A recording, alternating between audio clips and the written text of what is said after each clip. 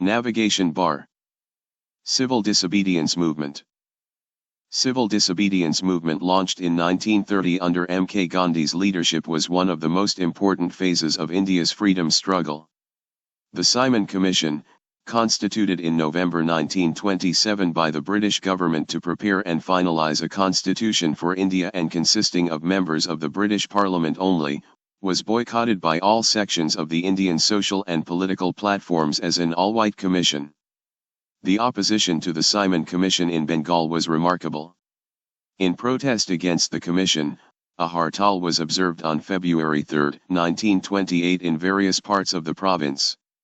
Massive demonstrations were held in Calcutta on 19 February 1928, the day of Simon's arrival in the city. On March 1, 1928, meetings were held simultaneously in all 32 wards of Calcutta urging people to renew the movement for boycott of British goods. Following the rejection of the recommendations of the Simon Commission by the Indians, an all-party conference was held at Bombay in May 1928 under the presidentship of Dr. Ma Ansari. The conference appointed a drafting committee under Motilal Nehru to draw up a constitution for India.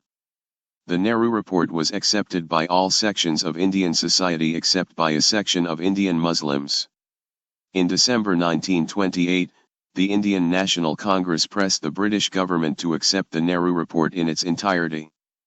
The Calcutta session of the Indian Congress, December 1928, virtually gave an ultimatum to the British government, that if Dominion status were not conceded by December 1929, a countrywide civil disobedience movement would be launched.